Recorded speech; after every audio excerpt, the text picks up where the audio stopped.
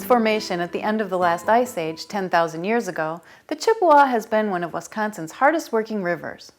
It began its long, diverse career by helping drain a thawing glacier of almost unfathomable size.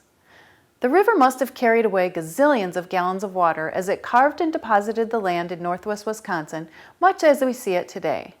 Since then, the Chippewa has become a major contributor to the advances of commerce, industry, and now recreation in Wisconsin's celebrated North Woods. Located in the northwest corner of the state and flowing south towards the Mississippi, the Chippewa is the predominant river in the region, collecting water from such rivers as the Jump, Eau Claire, Red Cedar, Willow, as well as the famous Flambeau. Due to the Chippewa connecting such a far-reaching area, 4,600 square miles, roughly the size of Connecticut, it was destined to become a dominating force in the realm of early travel and the transportation of natural resources.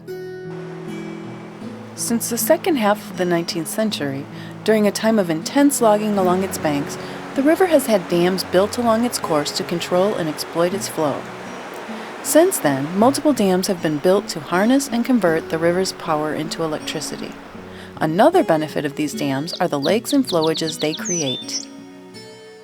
The Chippewa flowage, close to the river's birthplace in the north, is the state's largest flowage, as well as Wisconsin's third largest lake. With 15,000 acres of water and nearly 2,000 acres of islands, many with primitive campsites on them, it's one of northern Wisconsin's most popular vacation destinations.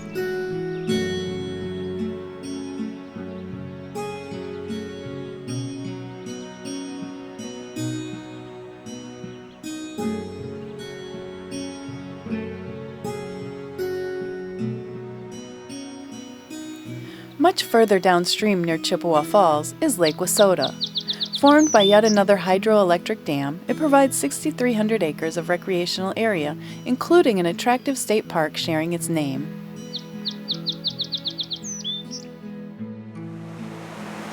In the town of Jim Falls, another hydro dam provides recreation for water lovers. Unlike the others, here the fun is found below. This 1-mile section of the original riverbed becomes a mecca for whitewater paddlers during high-flow releases. These dam releases are scheduled for all of April and May, along with 4 short ones during July and August. We now move much further downstream past the cities of Chippewa Falls and Eau Claire. Here there are no more dams for the river to work at, just quiet retirement before finishing its life at the Mississippi. It's along here that the Red Cedar River flows in.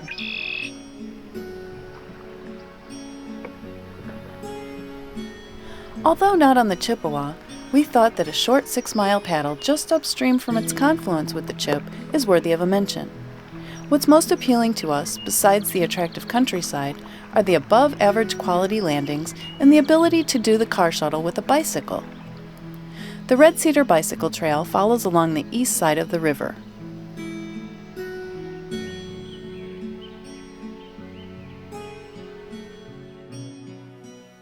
With over 180 miles of river to choose from, you can probably imagine how hard it was for us to pick just 2 short sections to describe to you. We think you'll be pleased with our choices.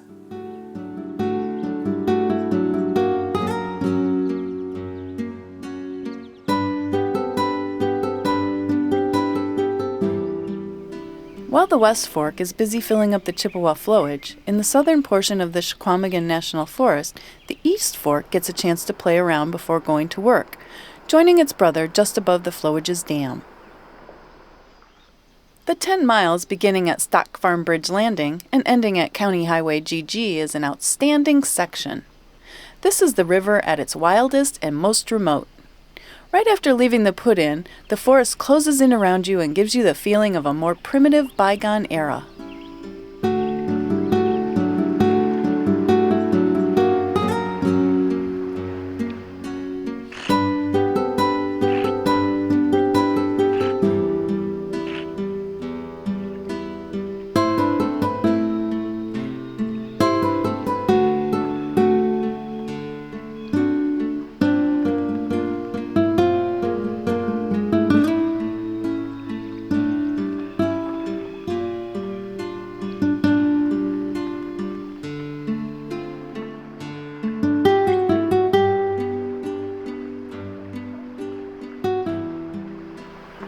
At approximately the halfway point of this trip, the bridge elevating Forest Road 162 makes for an alternative access point, or in our case, a convenient place for a lunch stop. One thing to keep in mind, since this part of the river is very close to its beginning, it can get too low for paddling during dry periods. There's no USGS water level gauge located anywhere nearby, but there is this simple one mounted on a piling on the 162 bridge. At this level, we had little trouble having enough water under our canoes.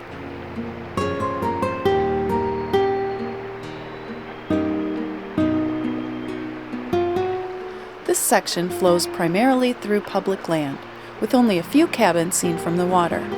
These are located along shore, where the river widens to form Bear Lake. Towards the end of your trip, between the lake and the landing at County Highway GG, you'll find what is left of a long demolished dam.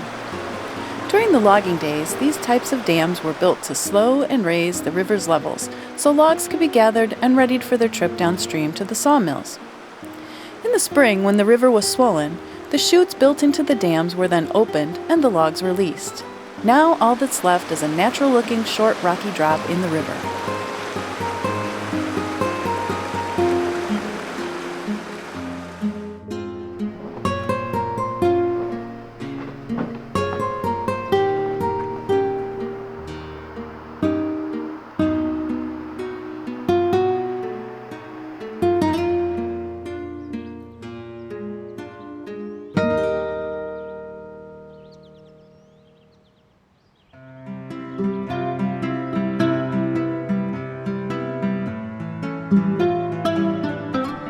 Downstream from the flowage, and before the river is impounded again near Holcomb, is probably the most popular section of the Chippewa for paddling.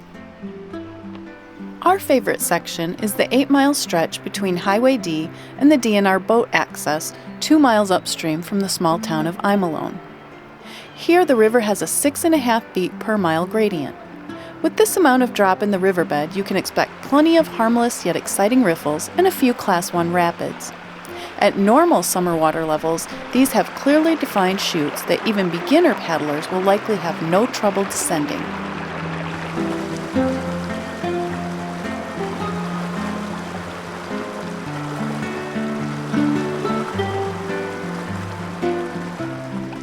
Because the dams that regulate the flow are not too far upstream, water levels here are fairly consistent for paddling throughout summer and fall. Caution should be observed during spring, when levels are likely to be much higher.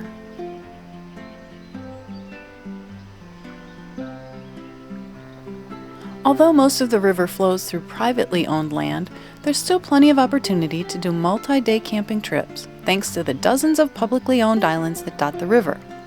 For more information on them, including their exact locations, contact the Northeastern States Field Office of the Bureau of Land Management.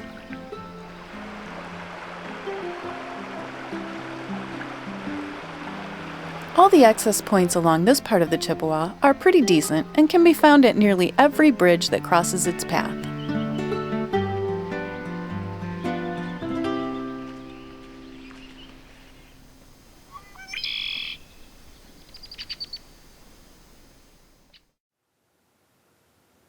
Living a long and prosperous life, traveling through remote wilderness and metropolitan areas, past farms and cabins, through state parks and wildlife areas. All along its course, the Chippewa does a fantastic job providing paddlers with a wide range of opportunities to enjoy a taste of the Great North Woods. See you on the next river.